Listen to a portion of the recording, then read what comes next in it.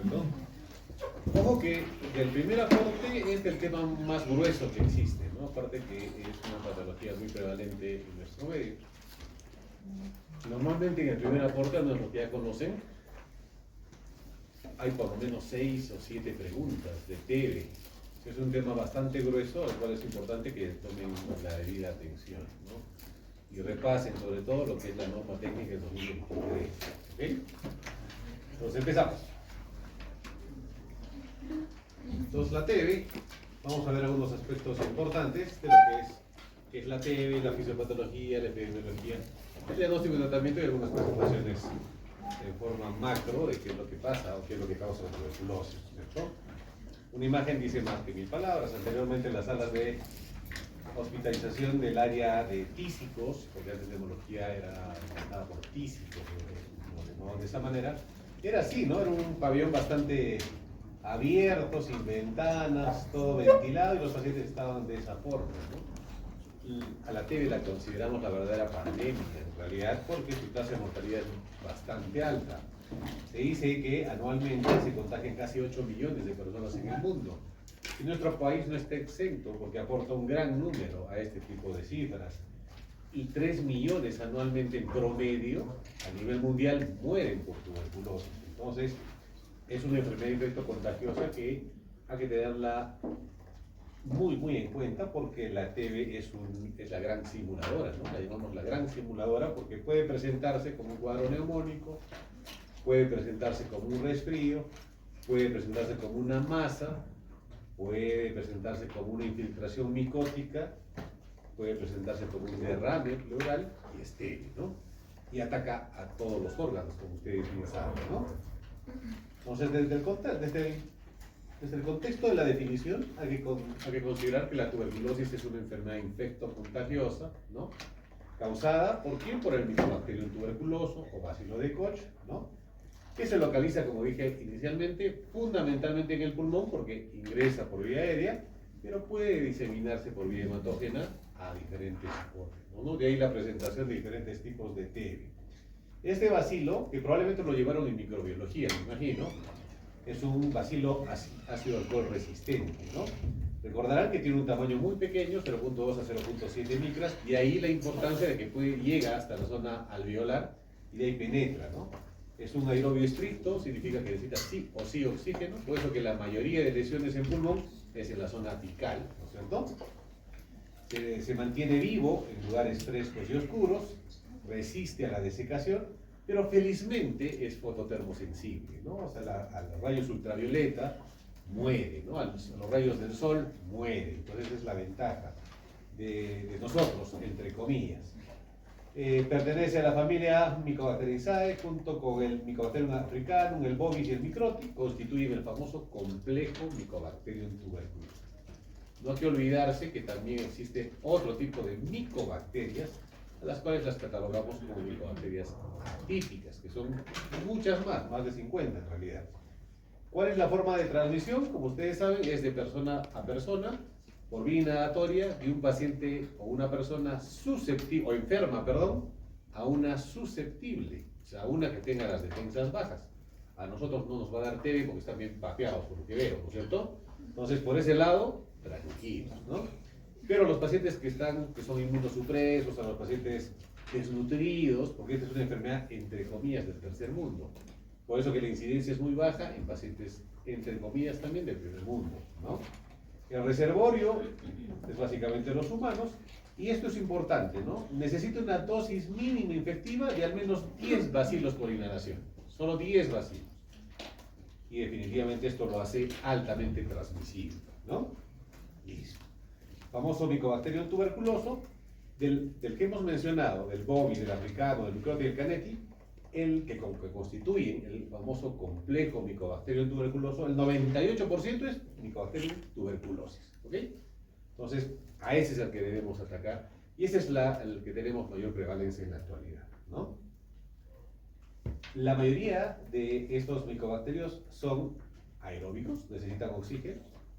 El complejo en realidad es un patógeno estricto, africano, el bovis, ocasional, la cepa BCG, el EPRAE, hay más de 50 tipos de micobacteriosis. Como ustedes pueden ver, casi todos son patógenos estrictos y algunos son ocasionales, raros, como el Mycobacterium xenophil o el Scrofulaceum, ¿no? Que son raros, atípicos en realidad, y que el manejo también es distinto. Es importante como conocimiento, pero en realidad no los vamos a ver muy frecuentemente, ¿no? El Celulare, el Xenophil, el Scrofulaceum no los vamos a ver frecuentemente. Más nos interesa el Mycobacterium, el complejo Mycobacterium tuberculosis. ¿Ok? Entonces, en cuanto a la viabilidad, la propagación y la transmisión que hemos dicho, ¿no? El reservorio es el humano, los hospedadores son los humanos, la dosis infectiva hemos dicho 10 bacilos como dosis mínima infectiva, esto es importante, esto por inhalación, ¿okay? ¿Qué más tenemos? Su supervivencia es capaz de sobrevivir durante meses, años, hasta siglos podríamos decir, en un esputo mantenido en un lugar fresco y oscuro. Se ha encontrado en momias, con pacientes con cavitación, con gérmenes o con cepas de bacilo vivo, viable, cuando se mantienen precisamente en este tipo de lugares, ¿no? Frescos y oscuros, y pueden estar durante años o siglos en este tipo de superficies. Alfombras, cadáveres, sabor, papel, etc., ¿no? Es muy sensible al calor, eso es lo más importante, a los rayos ultravioleta, a la luz solar. Eso mata al bacilo, por eso normalmente siempre cuando recomendamos paciente con TB debe tener su habitación bien ventilada, bien abierta, soleada en lo posible, es lo que se pide, ¿no? Es pero resistente al frío, la congelación y la desecación, lógicamente, que le da esa particularidad a este tipo de bacilo. A la microscopía electrónica podemos ver una imagen de cómo crece el microbacterium tuberculosis. Que imagino este tipo de imágenes sí lo han visto cuando hicieron microbiología, ¿no? Imagino que ahí les hacen hacer la tinción, ¿no es cierto? En ese aspecto ya son capos ustedes. Listo. ¿Qué tenemos en el Perú? Según el Ministerio de Salud, cada hora, ojo, cada hora, es la data del 2019 si no me equivoco, 4 ciudadanos peruanos son diagnosticados de TB, cada hora. Cada año se reportan cerca de 35.000 a 36.000 casos nuevos en la actualidad, con TB activa. De esos 35.000 a 36.000, cerca del 7 al 10% son producidos por cepas mutantes resistentes. O sea, un 7% de 35.000 son ¿cuánto? 10 a 7, 3.500 aproximadamente, van a tener cepas mutantes resistentes. De ahí la importancia de la contagiosidad de esta enfermedad. La tasa de incidencia global del Perú es de 106 por 100.000 habitantes aproximadamente, una de las más altas de Latinoamérica. ¿Okay? Entonces tenemos 36.000 en esa data. Miren cómo ha ido subiendo, ¿no? En 2016 no llegábamos ni a 30.000 de incidencia por año. En 2020 sube entre 33 a 35 y actualmente estamos en 36. El objetivo de la OMS para la incidencia de TB era ir disminuyendo a 20, por lo menos en 2030. Estamos muy lejos de ello en realidad, ¿no? De los cuales más de 1.300, actualmente 1.700 casos tenemos diagnosticados MDR en el Perú. Y de estos XDR, según la última data, tenemos 150 casos de XDR en el Perú. ¿Por qué es importante tener los datos epidemiológicos? Porque somos una zona de tránsito. Maldonado, Lima metropolitana a la cabeza, el Callao, Maldonado y el Oriente son los lugares que tienen MDRs y hasta XDR. Y Cusco es zona de tránsito, ¿no es cierto? Maldonado, por eso es importante tener en cuenta esos datos epidemiológicos. La incidencia anual es 106 por 100.000 habitantes. La prevalencia antes era más el varón que la mujer en cuanto a 2 a 1, pero en la actualidad se nota que ya se está equiparando. Con el tema de la igualdad de género, las mismas oportunidades y el tema de la mujer es económicamente cada vez más activa, inclusive más que el varón inclusive ahora, pues ya se equipara, ¿no? Anteriormente, como el varón era el que salía a trabajar, era el que se contagiaba. Eso era anteriormente, ahora la mujer tiene que mantener al hombre, ¿no es cierto? Pues así es, ¿no es cierto? Entonces, todo es parejo, entonces ya se está equiparando. No discrimina sexo, no discrimina edad. Generalmente la incidencia es más en el grupo productivo, entre los 18 y 59 años, porque son los que precisamente pues salen, ¿no? Y ahí es donde hay contacto. Y una de las vías más frecuentes por la cual se logra este tipo de contagio, lo vamos a ver más adelante, es el transporte público, ¿no? Porque ahí es donde hay mayor transmisión. Ahora, hay un dato estadístico también que indica que hay una mayor prevalencia en los pacientes o personas de raza afroamericanos, en los negritos, hay una mayor incidencia, que no está marcado en nuestro país en realidad. No hay una data específica, pero la literatura mundial indica que hay una mayor predisposición en este tipo de pacientes. ¿Ok? Listo. Inmunoincidencia antigua, vamos a pasar, no nos interesa mucho, vamos a lo actual. En 2019, miren dónde estaba Cusco, estábamos en una zona intermedia, ¿no? Mediano riesgo en realidad. Y la incidencia en la data del 2019 hablaba pues de que el primer órgano que ataca la ATV e incidencia en nuestro país es la, ¿no es cierto? El segundo, en orden de incidencia, pleura. El otro es ganglios, ¿no? Las escrófulas, la TV meningio, sistema nervioso central, la ósea, piel, más alejado digestivo, enteroperitoneal y renal. Entonces, en orden de incidencia, pulmón, pleura, ganglios, MECTV y óseo, ¿no? Con la ayuda de nuevas pruebas biológicas que utilizamos en la actualidad, la tasa de incidencia de la TB osteoarticular está en aumento, porque se está detectando con mucha más precocidad. En esta misma data hablamos de que la incidencia es más alta en varones que en mujeres, pero eso se está equiparando en el tiempo. Según la data de 2019 seguía habiendo una diferencia ostensible para varón, pero de un tiempo a esta parte ya se está equiparando esto, ¿no? Y en qué pacientes con comorbilidades se ha evidenciado mayor incidencia de TB. Primero, pacientes código blanco, VIH.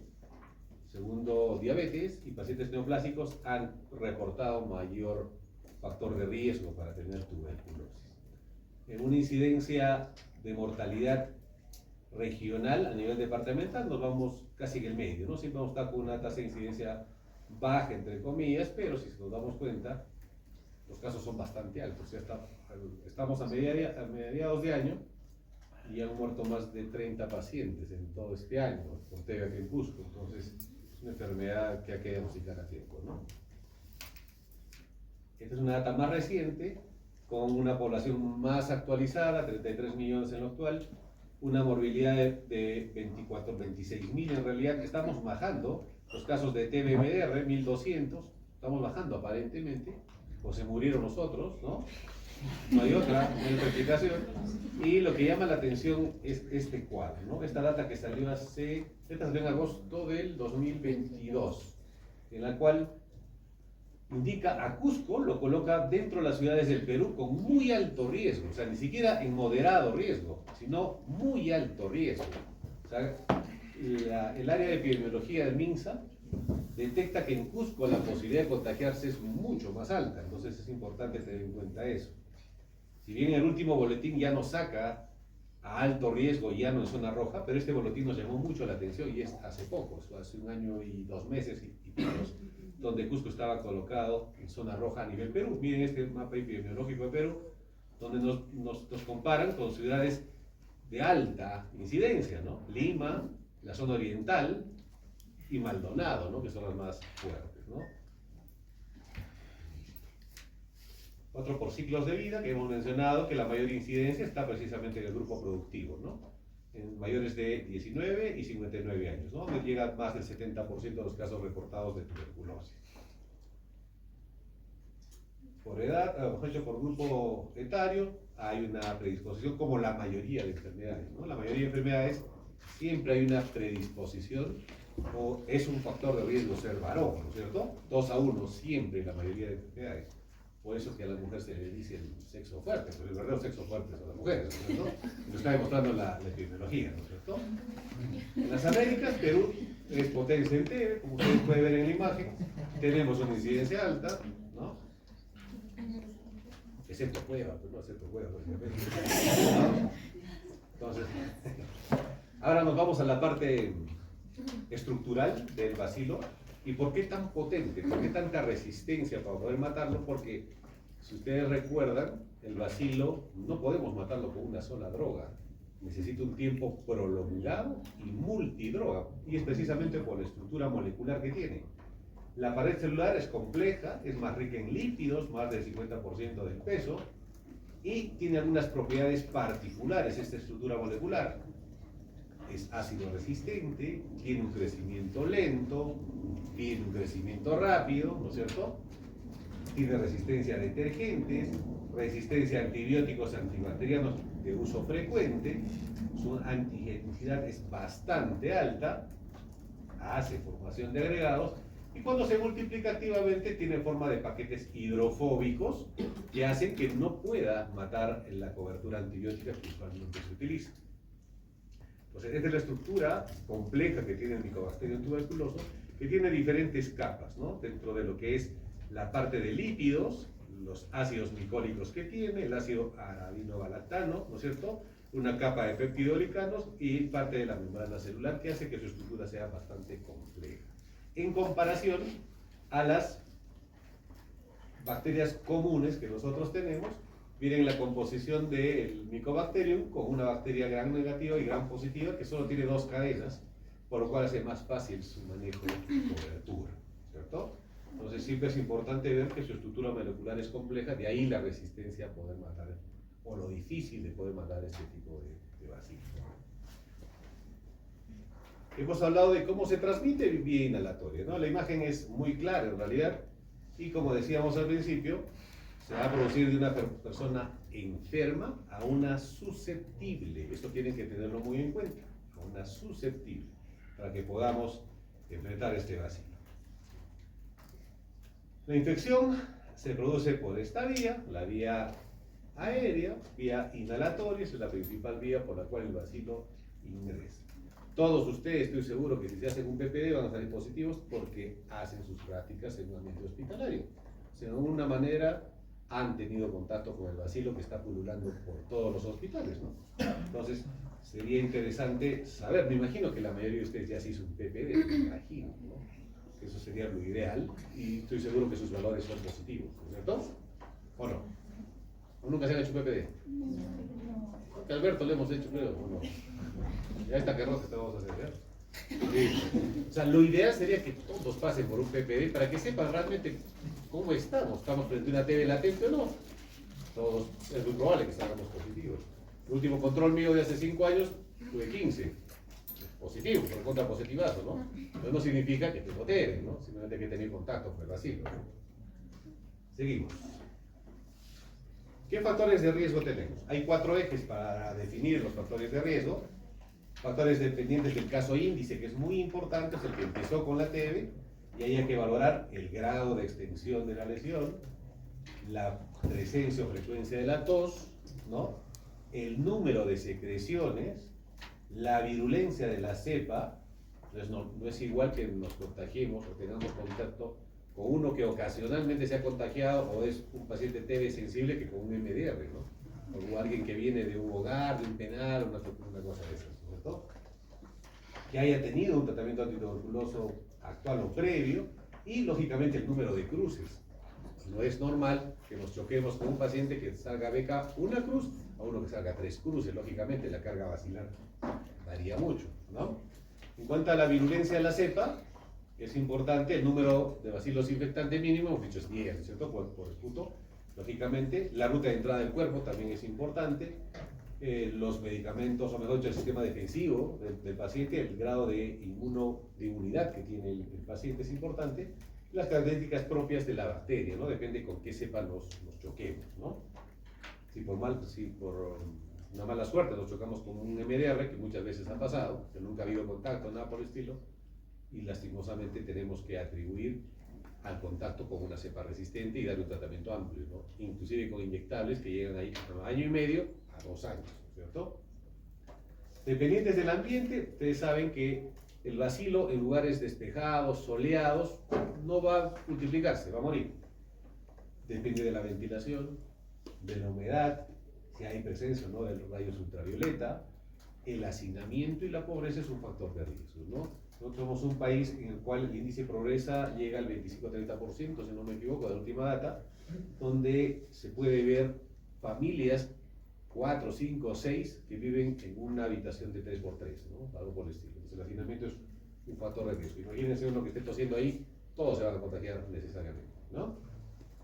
Y lógicamente, dependiente del huésped susceptible, va a depender el tiempo de exposición, la susceptibilidad que tenga, la edad hemos visto ya donde hay mayor incidencia, si hay algún tipo de comorbilidades, acá entra pacientes con hipertensión, pacientes con diabetes, pacientes con enfermedad renal crónica, pacientes con neoplasia, pacientes que utilizan corticoides de forma sistémica, tienen una mayor inmunosupresión, ¿no es cierto? Y los factores raciales y genéticos hemos visto, ¿no? Los afroamericanos tienen una mayor predisposición. Facilito la TV, ¿no? En cuanto al grado de extensión de la lesión, esto es importante, ¿no? Si la reproducción del bacilo es cada 13 a 18 horas, las familias de replicación rápida es 13 a 18 horas. Y no habiendo factores que se opongan a su multiplicación, en 3 semanas aproximadamente, su población bacilar llega a 4 billones. ¿Y cómo estamos diagnosticando a pacientes? Cuando tienen un cuadro clínico por lo menos de 2 meses de evolución. Y estos pacientes que deberíamos cortar su ciclo de transmisión, los estamos diagnosticando en los hospitales, cuando eso no debería ser, porque estos pacientes ya recorrieron todas sus postas han recorrido. Pero no se les ocurrió ahí pedirles una placa de rayos X, no se les ocurrió pedirle un BK. Ese es el problema. Ustedes que son la nueva generación, todo paciente que tosa por más de 15 días, BK todito, ¿no es cierto? Un paciente con tuberculosis, ojo, elimina al día 7.2 millones de bacilos. Al día, en promedio, en una expectoración. En una expectoración, muchachos. Así que el bus que ustedes están tomando, ustedes no creo que vienen en carro, ¿no? Entonces imagínense, ustedes tienen que incluir, así haga frío, que deben estar abiertas todas las ventanas. Por más que haga frío, porque es una forma de protegerse ustedes mismos. Y esto también, esa pregunta siempre hago, ¿no, Alberto? Siempre hago esta pregunta. Una cavidad pulmonar de unos 2 centímetros aproximadamente de diámetro contiene 100 millones de bacilos, muchachos. No se olviden, ¿eh? 100 millones de bacilos. ¿Ya? Nos tenemos por la... Siempre hago esta pregunta. Una cavidad pulmonar de unos 2 centímetros aproximadamente de diámetro contiene 100 millones de bacilos, muchachos. No se olviden, ¿eh? 100 millones de bacilos. ¿Ya? Nos tenemos poblaciones bacilares de crecimiento rápido, 16-18 horas, y tenemos poblaciones bacilares de crecimiento lento, 24 a 36 horas. Generalmente, las poblaciones bacilares extracelulares son las responsables de los fracasos terapéuticos, pero las poblaciones bacilares extracelulares generalmente también son las que emanan o producen los síntomas. ¿Ok? Y las poblaciones bacilares intracelulares generalmente son las encargadas de las recaídas. Son las difíciles de matar, las que más nos toma tiempo en matar, por eso hay una fase de esterilización larga, ¿no es cierto? Son las poblaciones bacilares intracelulares. ¿Ok? Listo. Entonces, acá tenemos algunos ejemplos de las diferentes presentaciones o infiltraciones que tiene la TB y la cantidad de bacilos que se encuentran. Es así, que un paciente con TB pulmonar frotis positivo, estamos hablando de una cruz para adelante, vamos a encontrar aproximadamente 1 millón a 10 millones de bacilos. Una lesión cavitaria, igual, 1 millón a 10 millones. Un infiltrado nodular, 1 millón, o mejor dicho, 100.000 a 1 millón. Nódulos, 100.000 a 1 millón, ¿no es cierto? Adenopatías, 100.000 a 1 millón. TB renal, sube la cantidad, ¿no? 1 millón a 100 millones, a 10 millones. Y una TB extrapulmonar baja, ¿no? Estamos hablando de 100.000 a 1 millón, ¿no es cierto? De bacilos. Es importante también que tengan en cuenta este cuadrito, muchachos, ¿ok? Listo. Entonces, recordamos un poquito, en cada expectoración se puede eliminar 7.2 millones de bacilos, en cada expectoración. En una lesión cavitaria de 2 centímetros de diámetro, aproximadamente 100 millones en las paredes. Tenemos 2 tipos de poblaciones bacilares, ¿no? Rápidas y lentas, unas son extracelulares, otras intra. El bacilo miden de 2 a 0.7 micrómetros, por eso que llega al alveolo, ¿no es cierto? ¿Qué más tenemos? Si son partículas más grandes, mayores a 10, no van a pasar al pulmón, se van a quedar en la parte ciliar, nasal, ¿no es cierto? No llegan. y necesitamos una dosis mínima infectiva de 10, ¿no? Bacilos por inhalación, pero el punto de corte es 10 a 200, ¿no es cierto? Ambas respuestas son válidas.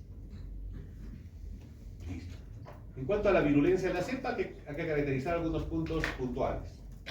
¿Qué es la virulencia de la cepa? Es la capacidad precisamente del Mycobacterium de causar la enfermedad. Esa es la virulencia de la cepa. Entonces es importante qué factores intervienen, el número de bacterias lógicamente, la ruta del cuerpo va a ser importante también, los efectos y la respuesta del sistema inmune del paciente y lógicamente las características propias del bacilo, ¿no? No va a ser igual, como dije al principio, un bacilo sensible que uno resistente, ¿no? Este es un cuadrito que lo sacamos el año pasado, claro, el año pasado en la capacitación que nos dio el MINSA, donde podemos ver cómo entra el bacilo, ¿no? Hasta que se cavita, entra por arriba, entra en la parte pulmonar, hace la primera infiltración, nuestro sistema defensivo lo va a controlar, pero si es que no, un 30% va a ser susceptible, un 70% va a contener la infección y un 30% probablemente va a realizar o va a hacer la enfermedad, ¿cierto? Y de este 30% de expuestos directos, el 10% me hace TBC pulmonar, ¿no es cierto? Entonces, por eso que la mayoría, en este 20% restante entramos nosotros, ¿no? El personal de salud, por tener contacto con los bacilos, ¿no es cierto?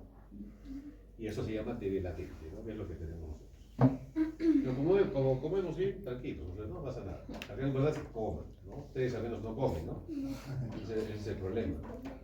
Ahora, se dice, esta tabla también me pareció interesante también del año pasado en la capacitación del MINSA, que pacientes inmunocompetentes, o sea, nosotros, tenemos un factor de riesgo mayor en 5% los primeros 2 años y 5% el resto de la vida. O sea, 5% vamos a tener resto de tener TB en cualquier momento de nuestra vida. Si, por ejemplo, que no me acuerdo otro nombre, solo estoy de Alberto, ¿no? Del punto, lo estoy agarrando a Alberto. Salvador, ¿está Salvador? ¿Está por ahí? Ya lo vi a Salvador, ya. Si a Salvador, por ejemplo, le deja su consorte, su pareja, se deprime, no come, llora todos los días, le puede dar TB, ¿no? Definitivamente porque el sistema defensivo cae, ¿no? Ahora, en pacientes inmunosuprimidos, VIH, insuficiencia renal, ¿quiénes están? Los pacientes con neoplasias. El factor de riesgo anualmente es del 10% y va sumándose en el tiempo en este tipo de pacientes. Es alto, ¿no? O sea, si no se cuidan, a los 2-3 años tienen un factor de riesgo para tener del 10-30% por lo menos, ¿no? Entonces es una data muy interesante esta para que lo tengan en cuenta, ¿ok? Cuanto a la fisiopatología, ¿cómo se mete el bicho? Se mete por vía inhalatoria, hemos dicho, ¿no? Desde la parte externa, aspiramos las partículas levitantes o que están en el aire, suspendidas en el aire, se introducen y como es tan pequeño, logra entrar hasta la parte alveolo-capilar, toda la parte alveolar. Algunos se van a quedar, lógicamente, por nuestro sistema defensivo mecánico, macro, que es nuestro sistema ciliar, ¿no es cierto? Y ahí se contiene y ahí queda, y se expulsa. Pero la mayoría va a ingresar por el tamaño que tiene nuestro sistema defensivo debilitado, ingresa. ¿Ok? Entonces, lo primero que se va a producir es la anidación alveolar, llega hasta el alveolo, ¿no? Porque es pequeñito y llega hasta el alveolo. Entonces, empieza el bacilo a meterse al alveolo, como tiene la capacidad de multiplicarse, han visto en tan pocas horas se multiplica, hace que se produzca un fenómeno que se llama la anidación alveolar, ¿no es cierto? Entonces seguimos avanzando, tanto se multiplica que nuestro primer sistema de defensa es nuestros macrófagos, ¿no? Que llegan a repeler el ataque, se comen a los bacilos, pero como este tiene la capacidad de multiplicarse, se multiplica dentro del bacilo hasta que colapsa el bacilo y revienta el bacilo. Y ahí es donde se produce el primer fenómeno, que es la neumonitis, la alveolitis, ¿no es cierto? Y ahí empezamos a tener los primeros síntomas del cuadro respiratorio a nivel pulmonar. Y cuando revienta y se destruye nuestro macrófago, la diseminación se hace mucho más alta y se hace una diseminación hematógena, ¿no es cierto? Entonces ahí viene el alveolo, al destruirse el macrófago empieza a actuar nuestra cascada inflamatoria, nuestras quimiosinas, citoquinas, nuestro factor de necrosis tumoral, etc. ¿No es cierto? Y ustedes ya lo saben porque eso no es necesario redundar. Si nuestro sistema defensivo de inicio ha hecho un proceso inflamatorio, se ha producido una alveolitis, se ha producido una neumonitis, Y ya se está produciendo también una linfangitis, que es el famoso foco o complejo de Gauss, ¿no es cierto? Que todos tenemos probablemente, ¿no? ¿Todos tienen complejo de Gauss, muchachos? ¿Sí o no? ¿Quién dice sí, quién dice no? No los noto tan seguros. ¿Es un sí o es un no? Es un sí temeroso, ¿no? Todos tienen sus cicatrices, ¿no es cierto? En el bracito, todos, ¿verdad? Entonces han tenido contacto con el bacilo desde que nacieron. Entonces todos tienen el complejo de Gauss. Pero si nuestro sistema defensivo no logra contener y formar el granuloma que debemos tener por haber habido contacto, por diseminación linfática se produce el famoso complejo de Ranke, ¿no? Donde ya empieza a haber diseminación o transmisión a distancia. Y de ahí empieza ya la diseminación por vía linfohematógenas a las zonas apicales, los famosos nódulos decimos, donde ya se produce la enfermedad. Si ustedes recuerdan, la mayoría de pacientes TB, las lesiones son apicales, porque este bacilo es aerobio estricto, ¿no es cierto? Listo. ¿Y cuál es la diseminación? Precisamente es linfohematógena o hematógena linfática, etc. Listo. La capacidad de la micobacteria para causar enfermedades está estrechamente asociada ¿a qué? A la capacidad de sobrevivir dentro de los macrófagos. El macrófago se lo come, él revienta y ese es el final, ¿no? Ahí se alimenta y se multiplica y de ahí la diseminación. Entonces, ¿qué participan en el proceso fisiopatológico para que se produzca la enfermedad? Del huésped, lógicamente, los mecanismos de defensa respiratorios. La mucosa, nuestro epitelio, nuestro sistema inmunológico, ¿no?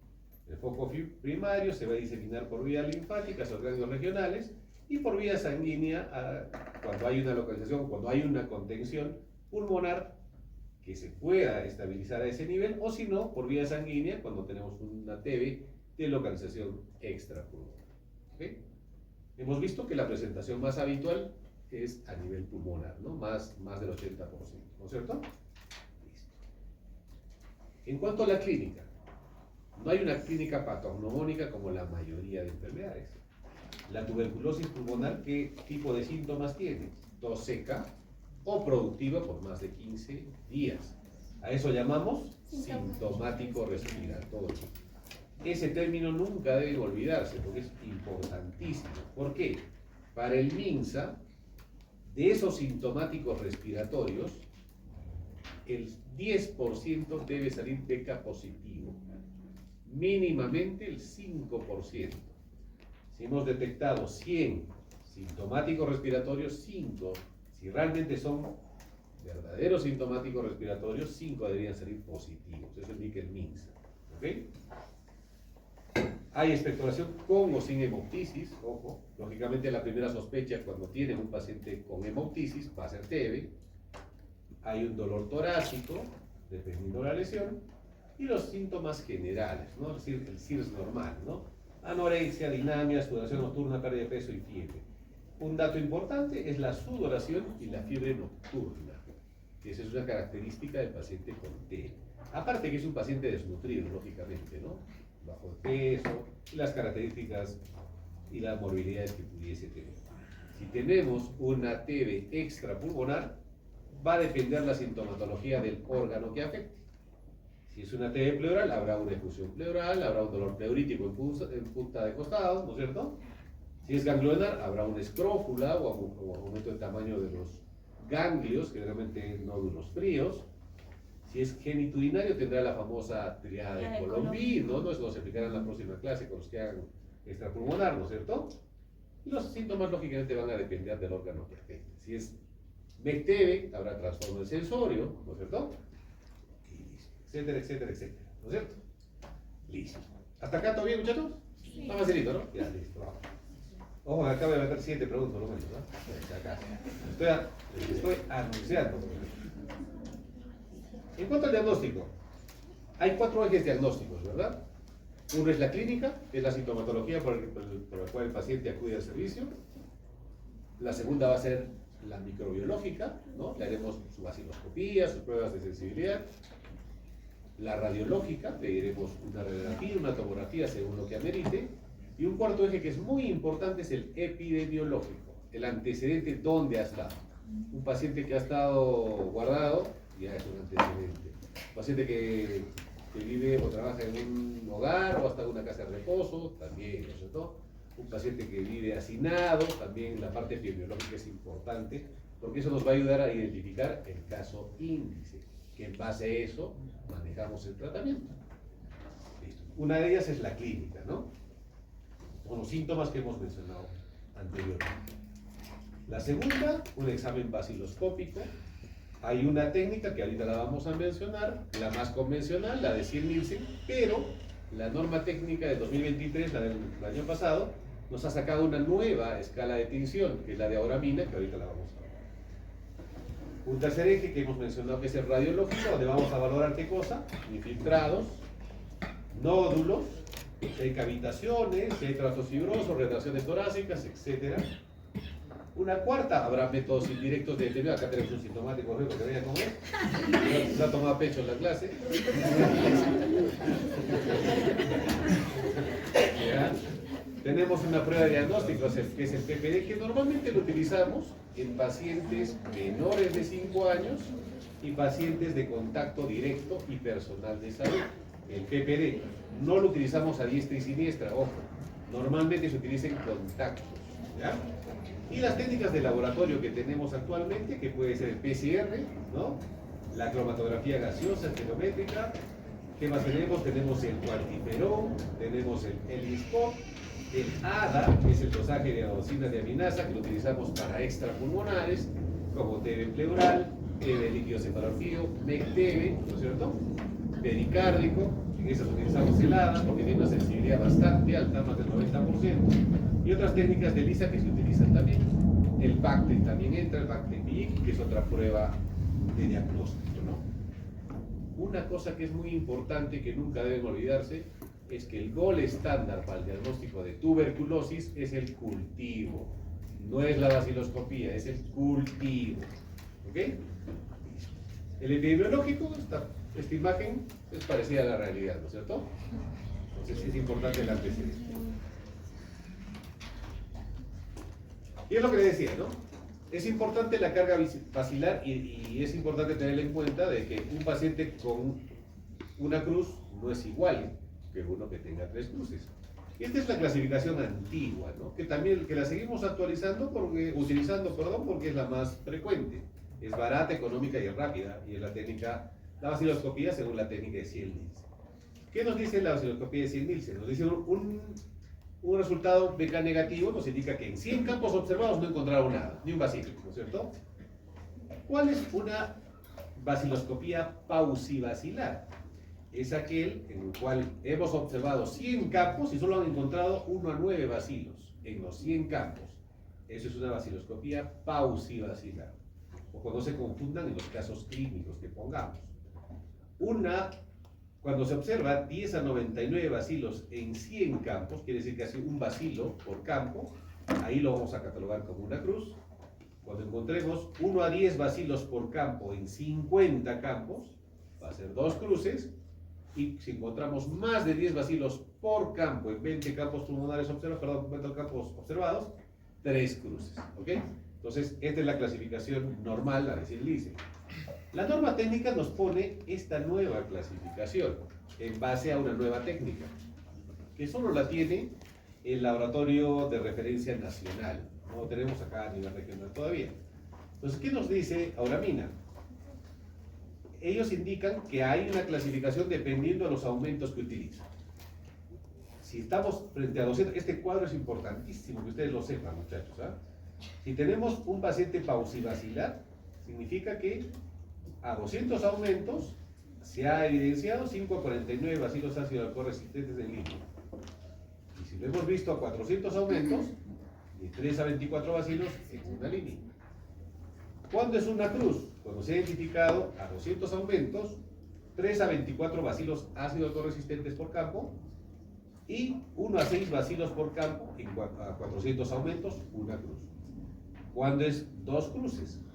A 200 aumentos, 25 a 200 bacilos ácido alcohol resistentes por campo o 7 a 60 bacilos ácido alcohol resistentes por campo a 400 aumentos. ¿Y cuándo es 3 cruces?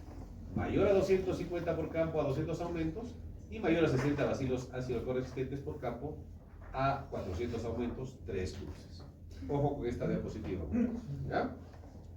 Entonces es importante que ustedes sepan ambas técnicas y ambas clasificaciones.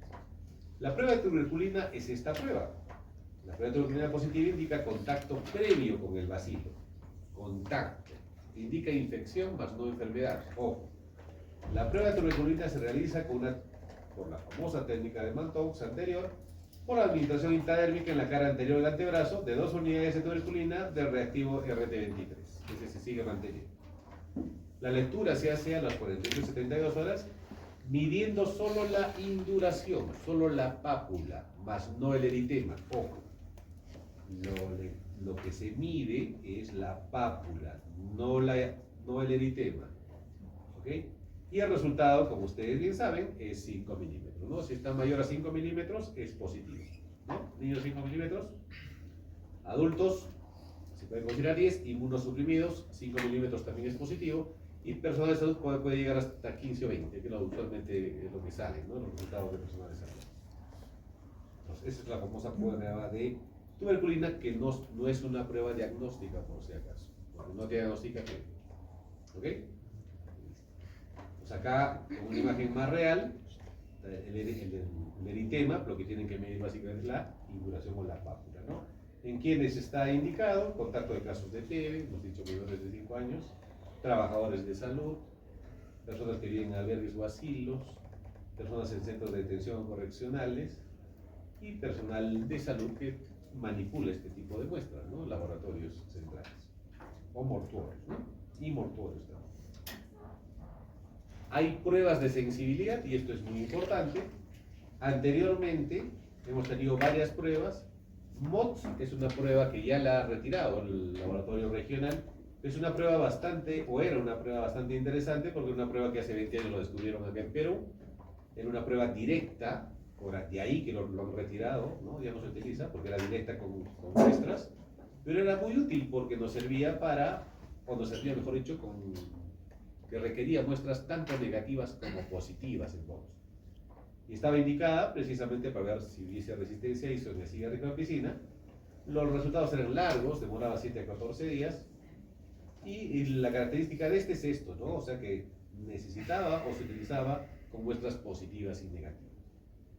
DIES o nitrato reacturasa es una prueba directa también, a partir de pruebas positivas, ojo, solo positivas, y nos sirve también para detectar resistencia a isoniazida y rifampicina.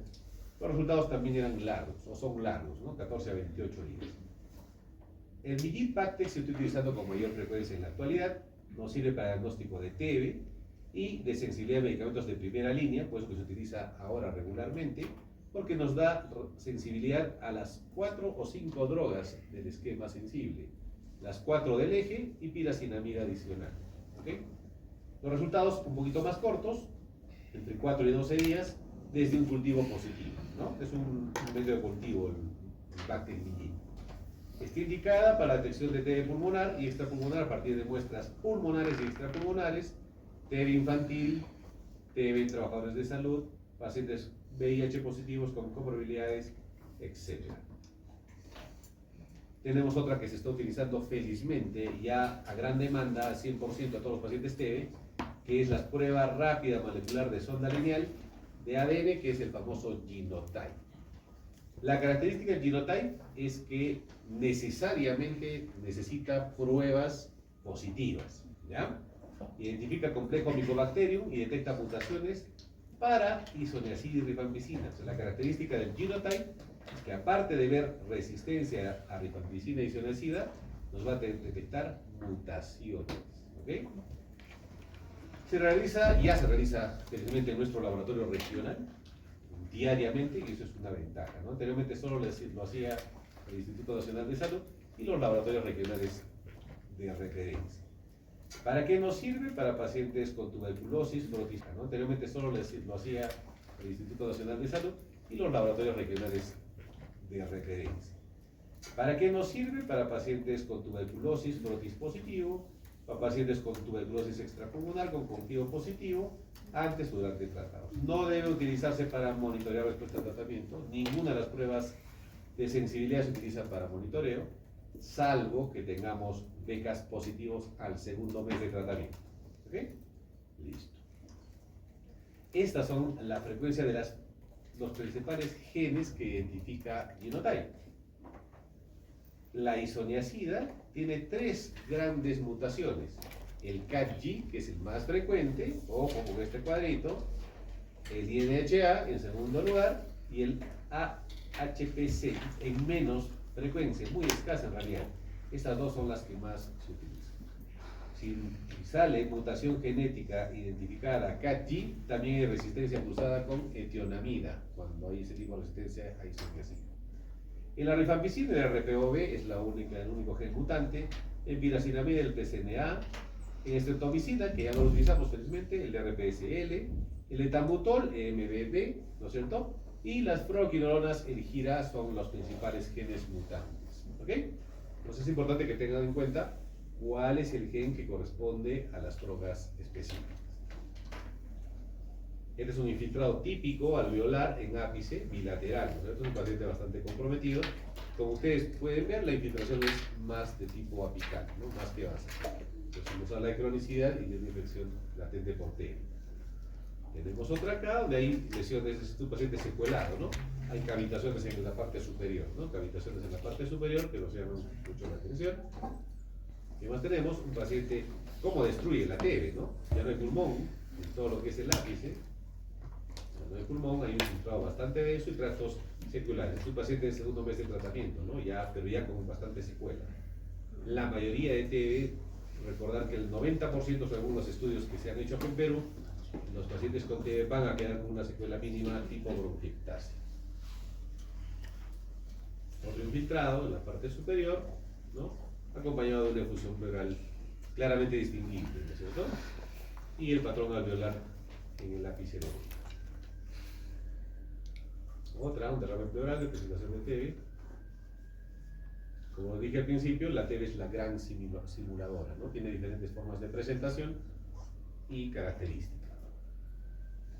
Es importante que ustedes sepan los términos operacionales, que eso también está en la norma técnica.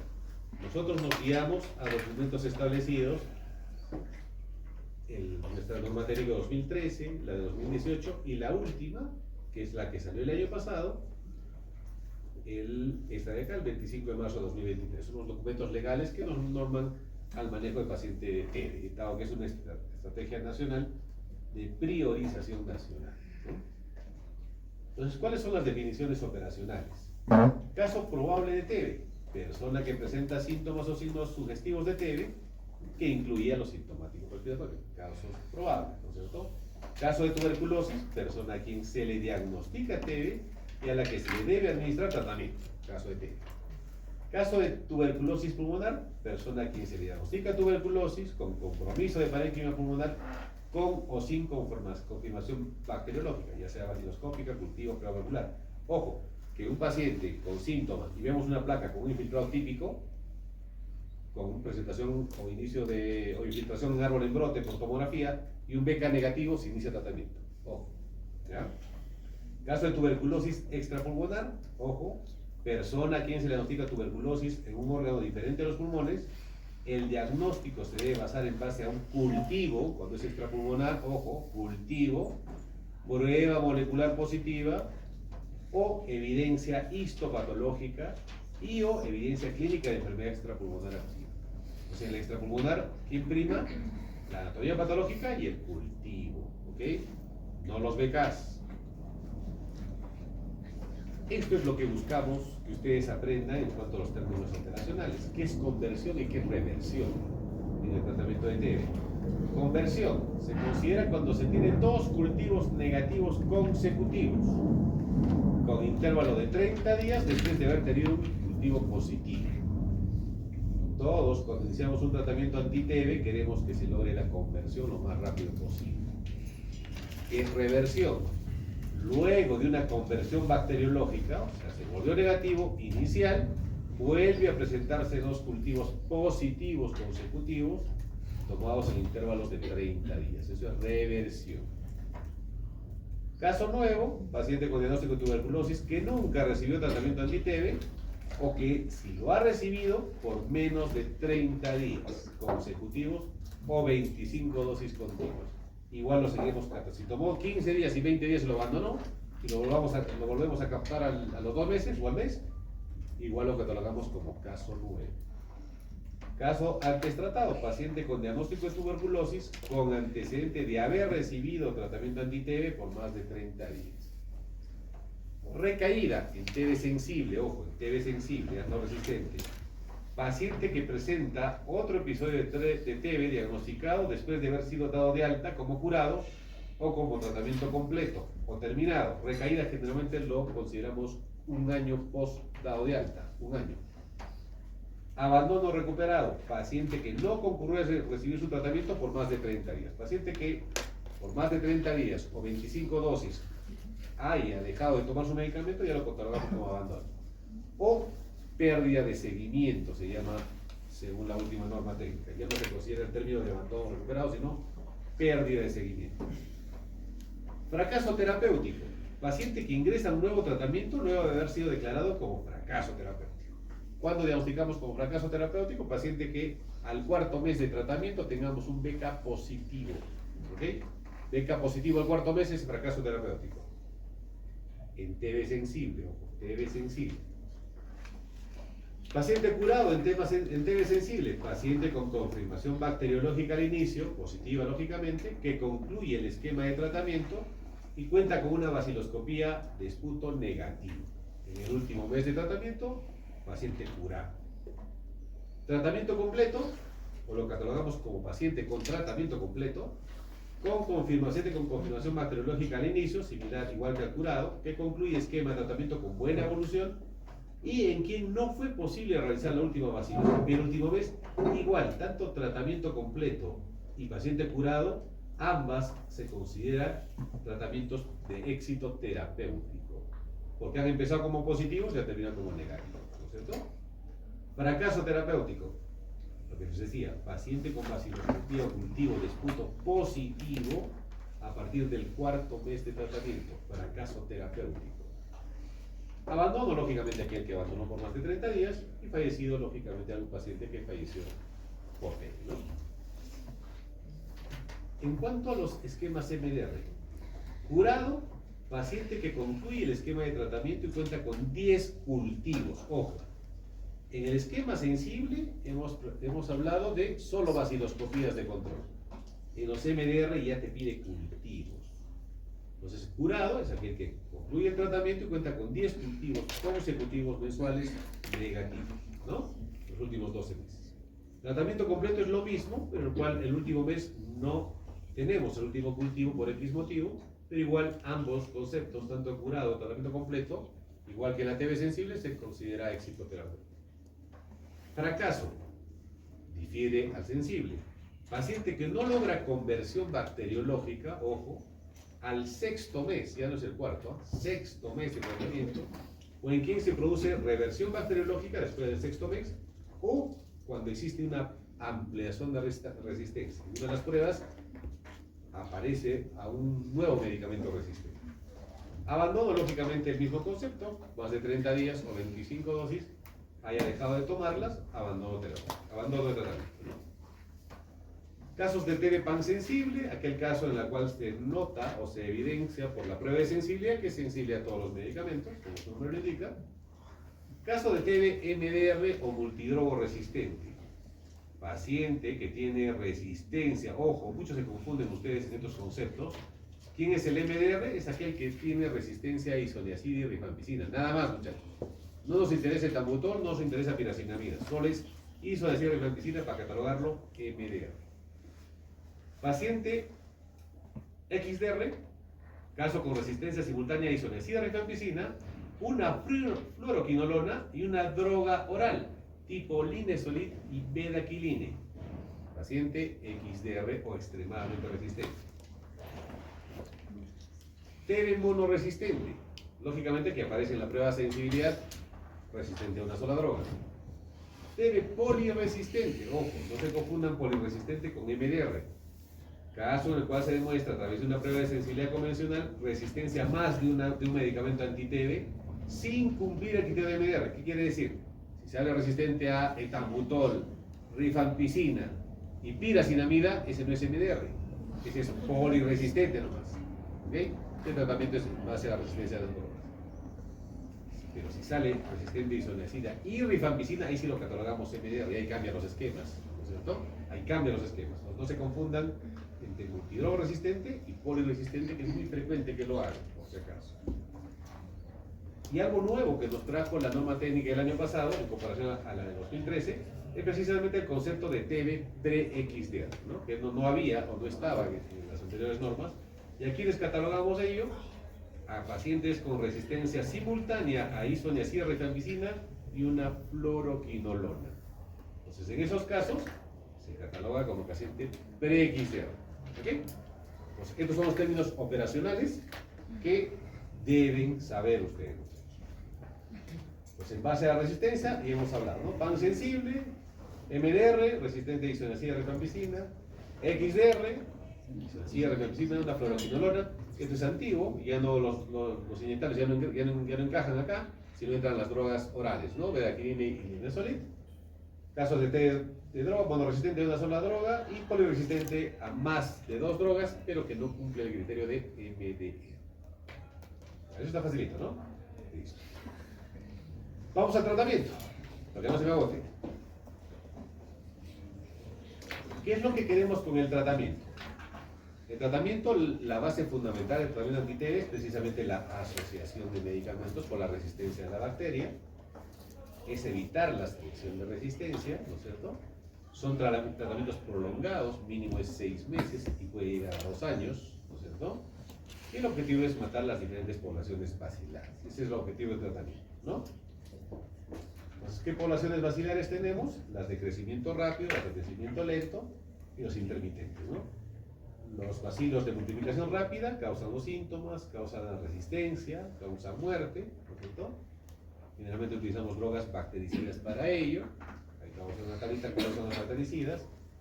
Los de bacilos de multiplicación lenta con los bacilos de multiplicación intermitente generalmente son causantes de las recaídas y ahí utilizamos drogas esterilizantes de mantenimiento. Las más potentes, lógicamente, nunca se van a olvidar, es isoniazida de rifampicina, que es el núcleo base del esquema de TB sensible. ¿No es cierto? Entonces, acá están las drogas. Tenemos drogas de primera línea, isoniazida, rifampicina, piracinamida y etambutol. Estrepto ya se ha retirado por la alta ototoxicidad que tiene. Las drogas de segunda línea, canamicina, mica, caprio, que ya felizmente en el tiempo ya las están retirando. La OMS ha indicado que definitivamente no son drogas tan potentes que no se deberían utilizar. Pero acá tenemos quinolona, sulfoxacino, levo, moxifloxacino, entre las más potentes. Y otras drogas que aparecieron anteriormente y no se les daba mucha importancia y ahora en la nueva clasificación OMS son potentes como la cicloserina, la etionamida, bedaquilina, delamanina, etc. Pero las otras drogas que estaban dentro de anti-TBs poderosos, el ácido paramino salicílico, etionamida, proteonamida, moxicilina más ácido clavulánico, rifabutina, claritromicina, clofazimina, meropenem, imipenicilestatina y linezolid. El más potente de todas las drogas del esquema es el linezolid. ¿Okay? Para que no se duerman, ¿cuánto los esquemas? Aquellos de multiplicación rápida, extracelulares, normalmente tienen un pH alcalino neutro. Quienes actúan a ese nivel, isoniazida, estreptomicina, rifampicina y etembutol. Los que tienen moderada replicación con pH ácido, normalmente intracelulares. Cuando hablamos de intracelulares, la piracinamida es lo mejor que tenemos, ¿no? Piracinamida, pero lógicamente nunca olvidaron lo mejor de lo mejor, rifampicina y estreptomicina. Los que tienen escasa multiplicación o esporádica en lesiones generalmente gaseosas, rifampicina e isoniazida. Por eso es el núcleo base del esquema TB sensible. Y cuando hay focos fibróticos o calcificados, de escasa o nula multiplicación, va a depender lógicamente de la inmunidad del hueso.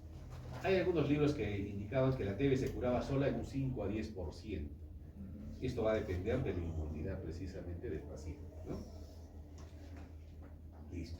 Y acá tenemos este cuadrito que también es muy interesante porque nos habla de la actividad que tiene, ¿no?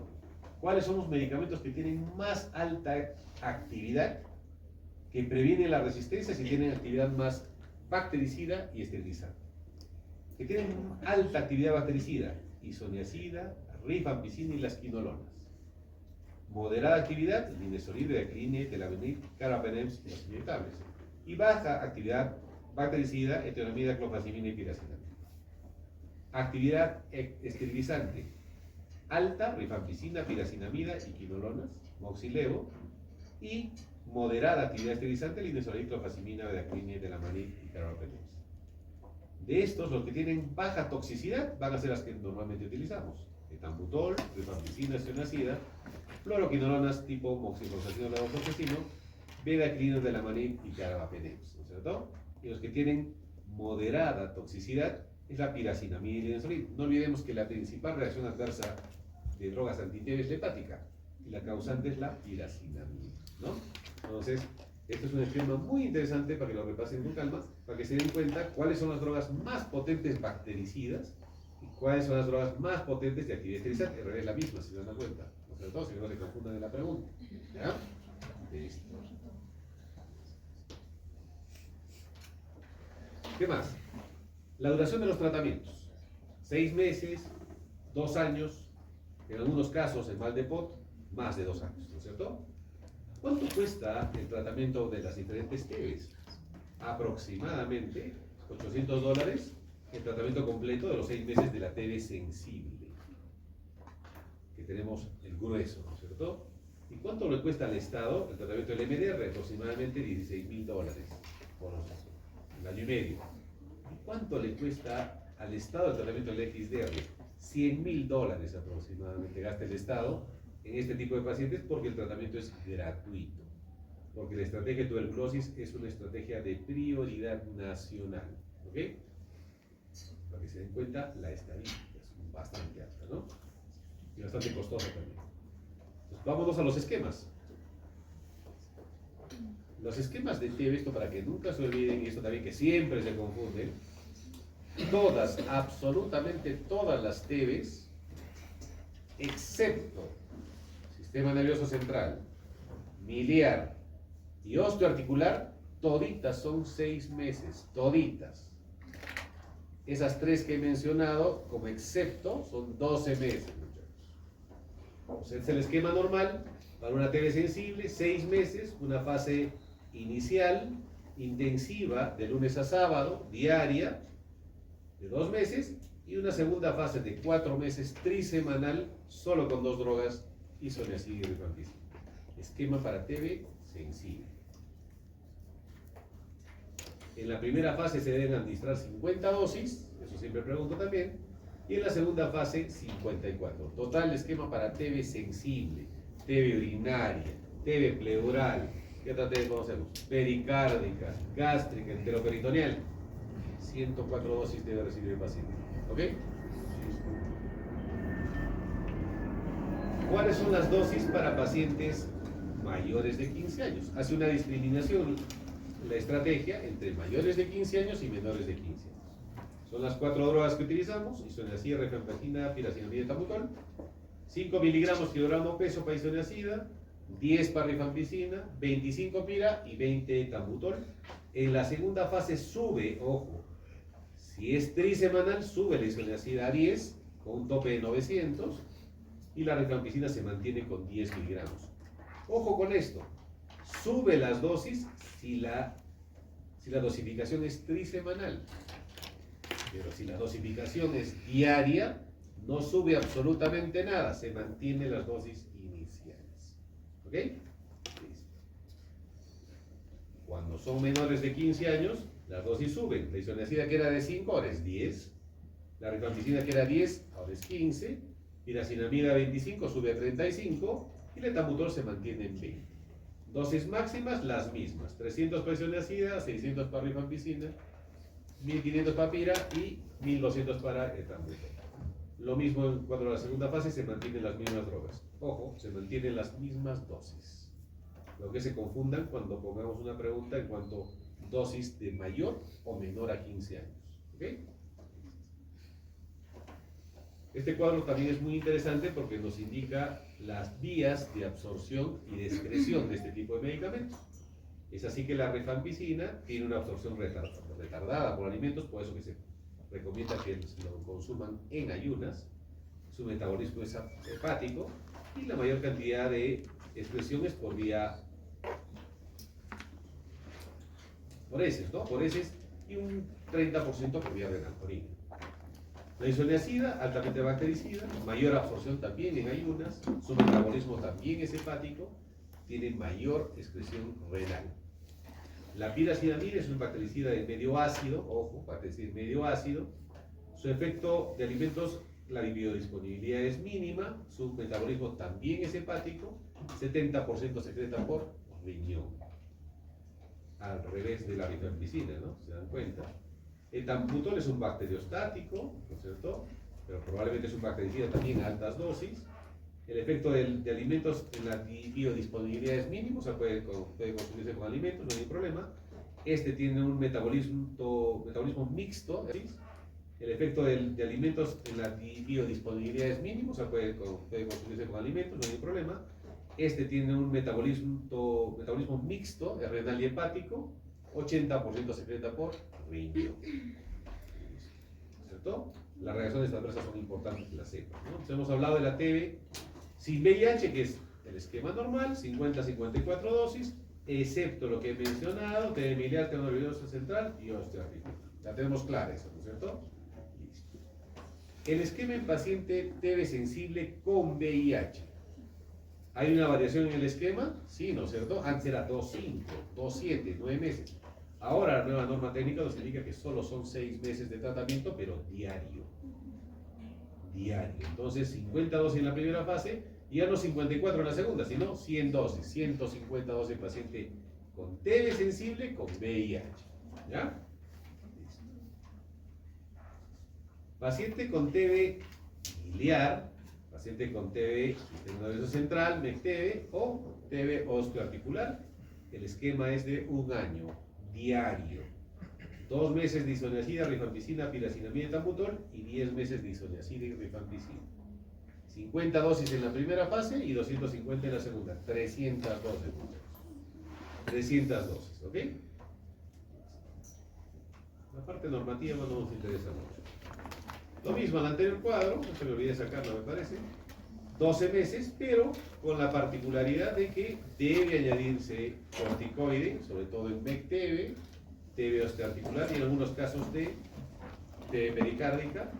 Corticoide se recomienda que se utilice prednisona a dosis de 1 a 1.5 miligramos kilogramo día por 2 a 4 semanas y de ahí ir disminuyendo progresivamente de 30% la dosis paulatinamente hasta suprimirlo probablemente hasta las 6 a 8 semanas. Dependiendo del cuadro clínico se utiliza este tipo de medicamento, el corticoide. Si es una MEC-TB será una indicación absoluta, ¿no es cierto? Si es una milia con dificultad respiratoria será una indicación absoluta. Si es una TB osteoarticular que está comprimiendo médula será una indicación absoluta. En esas TBs son las que se utiliza corticoide sistémico. A ver, plan, este hablamos, creo, me parece. La TB extrapulmonar necesariamente tiene que ser bacteriológica, por histopatología y cultivo, ¿no es cierto? Esos son los diagnósticos. ¿Qué factores de riesgo tenemos para tener o contagiarnos de TB-MDR? Lógicamente que haya un contacto con un paciente TB-MDR, que tengamos un paciente con comorbilidad VIH, que tengamos diabetes. Acá entramos también nosotros, trabajadores de salud, ustedes también, no se escapen. Intervalos cortos de recaídas, menores de 6 meses de tratamiento hayan incurrido en un nuevo episodio de TB, factor de riesgo para MDR, ¿no? Personas suprimidas de libertad, de carcelería, personas que hayan presentado reacciones adversas a fármacos, pacientes que hayan recibido tratamiento particular. En realidad, el esquema TB no se puede comprar en una farmacia, no hay, en realidad es directamente manejado por el Ministerio de Salud. Abandonos recuperados, factor de riesgo para TMDR, multitratados, factor de riesgo para MDR, que tengan un BK inicial de 3 cruces, ojo, 3 cruces, factor de riesgo para MDR, que no tengan un esquema adecuado, porque al final, si encontramos resistencia, es lo que vemos en el CRER, ¿no? Cuando los que han asistido al CRER se dan cuenta de que inician esquema, no han verificado el sistema, salió monoresistente e isonacida y a los 4 meses recién se dieron cuenta. Y se está cambiando el esquema, ¿no? Entonces, a eso se refiere en cuanto a esquema inadecuado, porque está potenciando que haya ampliación de la resistencia. Contacto, que haya habido un contacto con un fallecido por TB, ¿no es cierto? Y paciente que haya tenido un fracaso terapéutico, son factores de riesgo para tener TB, MDR o multidrogo resistente. Ahí están ustedes. Listo. Cuanto a los esquemas de tratamiento, en las diferentes normas ha habido diferentes clasificaciones de las drogas. La última que utilizamos es esta de acá, que es la del 2018, que nos establece la OMS, donde indica ya la clasificación de drogas en base a la potencia. Entonces, a la cabeza van las quinolonas, levofloxacino, moxi, bedaquiline, linosolid. En el grupo B, clofazimina, cicloserina. En el grupo C, etambutol, delamanid, piracinamida, imipenicilestatina, micacina, etionamida, ácido paramido salicílico, ¿no? Y esta es la que actualmente se está manejando, que es la que he mencionado anteriormente.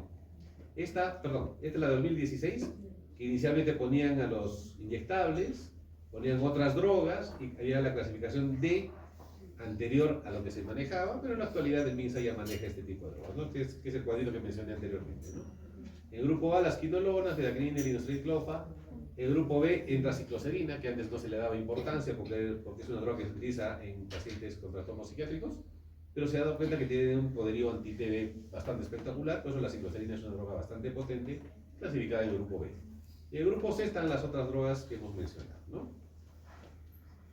Este es el esquema terapéutico que tiene la norma técnica de todas las drogas anti-TB que existen en el mercado y que podemos utilizar.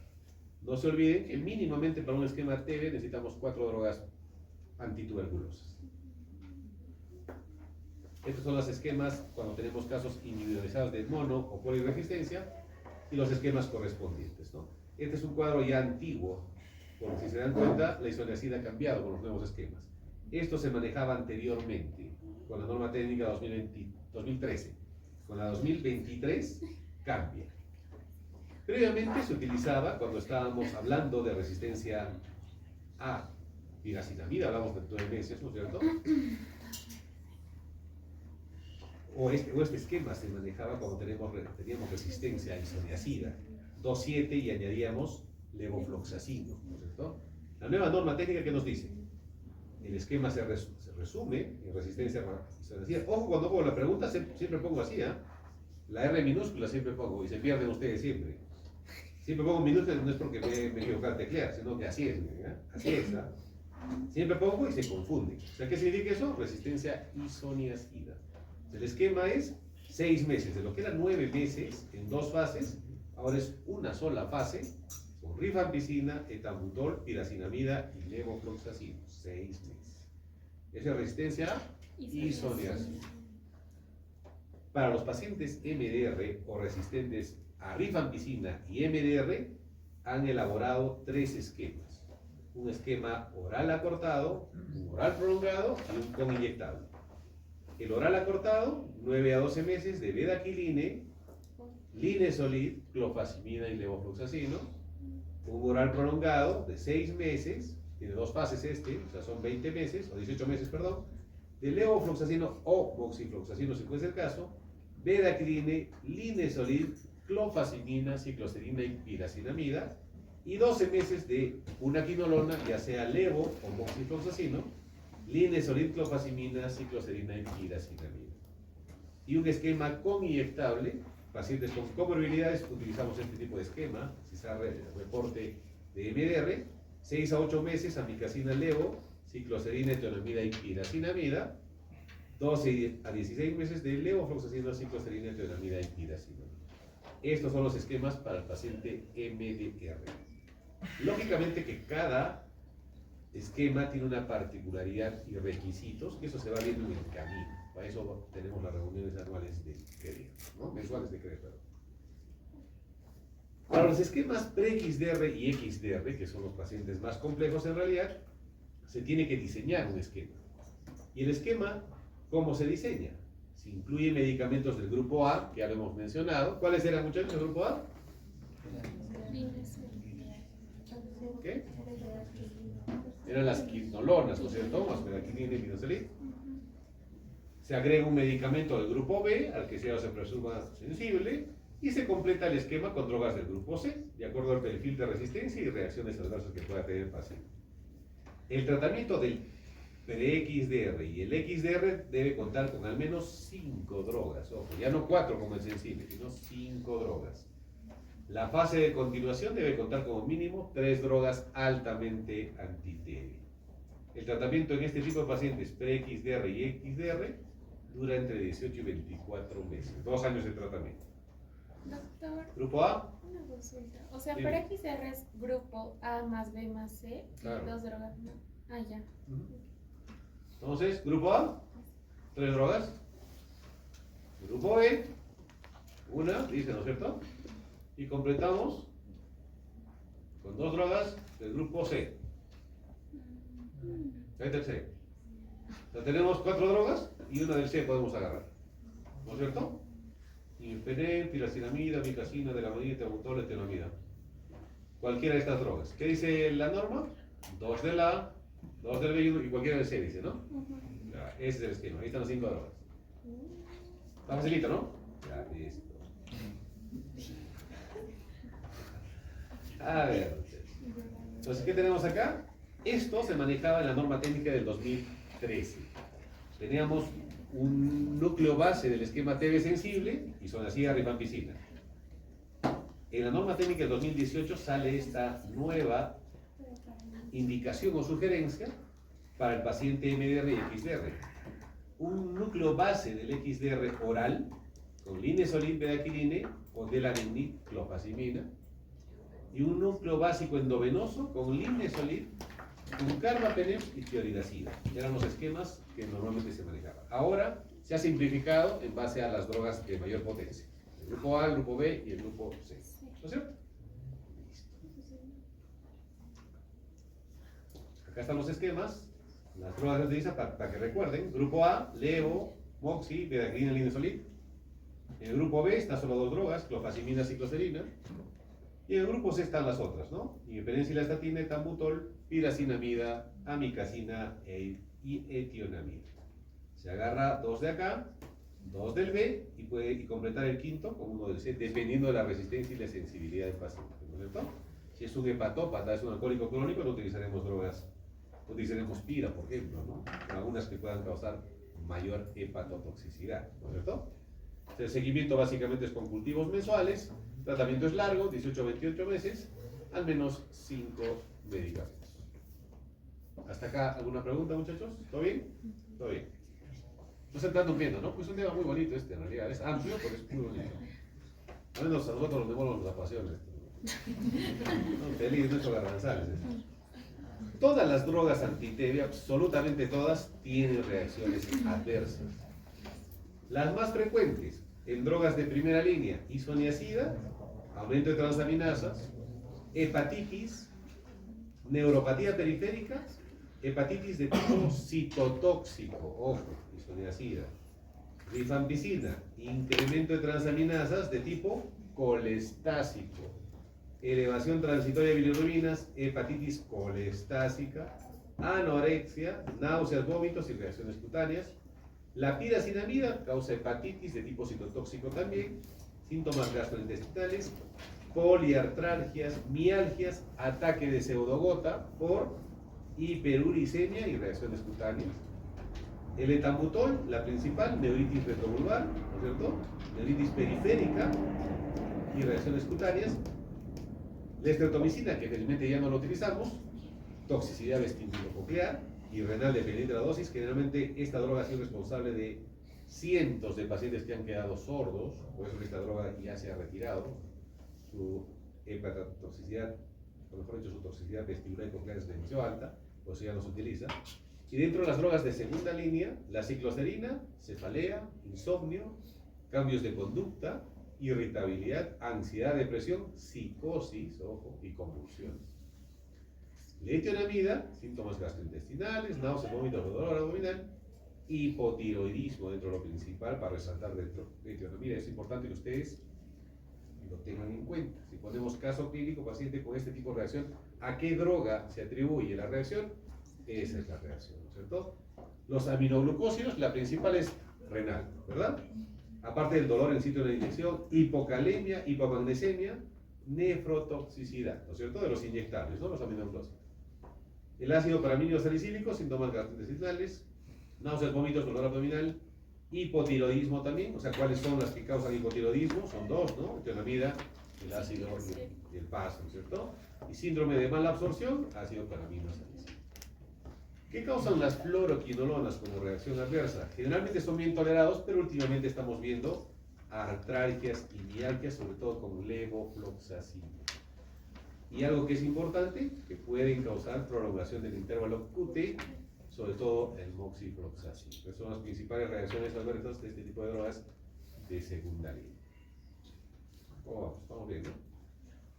Algunas imágenes, este famoso patrón en árbol en brote, por tomografía, ¿no? Es como un arbolito, ¿no? Que bota hojitas, por eso lo llaman patrón en árbol en brote diseminado, ¿no? Una cavitación típica del TED, ¿no? Ya vamos a terminar, muchachos, no se preocupen. Una cavitación bien típica, ¿no es cierto? En ápice del lóbulo superior derecho, bien definido. TB en Perú es TB, ¿no? Hasta definido lo contrario, pero en realidad, un paciente que viene con ese tipo de lesión, ya la impresión diagnóstica está casi acertada, ¿no es cierto? Un patrón de un solo lado, generalmente ápice, patrón alveolar, apical izquierdo, TB. Miren lo que hace la TB, ¿no? Eso condiciona la TB, ¿no? Destrucción completa de parénquima pulmonar, ¿no? ¿A quiénes les gusta la champañita? A los neumólogos. Miren cómo destruye la TB el parénquima pulmonar. El parénquima es la estructura pulmonar, ¿no? Si viene con aderezo todavía. Y en otra de acá, las diferentes cavitaciones que causa la TB en realidad. La TB mata, ¿no? Mata bastante, la incidencia es muy alta en la mortalidad que tenemos, ¿no? Una TB pleural, ¿no? Infiltración en pared torácica. Miren esas infiltraciones, miren de músculo, ¿no? Una TB periférica, una TB pleural. Pues con esta terminamos. Nos hemos enfrentado a una pandemia sin precedentes, aparentemente, ¿no? La que hemos sufrido nosotros. Más de la cuarta parte de la población mundial ha estado infectada entre el 2020, 21, 22, 23, 24 y se prevé que 10 millones de personas se enfermarán. 3 millones no han sido diagnosticadas ni recibieron atención médica y más de 1 millón, principalmente los más vulnerables, han muerto en esta pandemia por TB. La verdadera pandemia fue el COVID-19 o la TB que tenemos en la cuerpo. Es un mensaje para podernos a concientizar y socializar las complicaciones de la tuberculosis que tenemos en nuestro país. Bien, muchachos. Entonces, esto es lo que yo quería traerles respecto a lo que es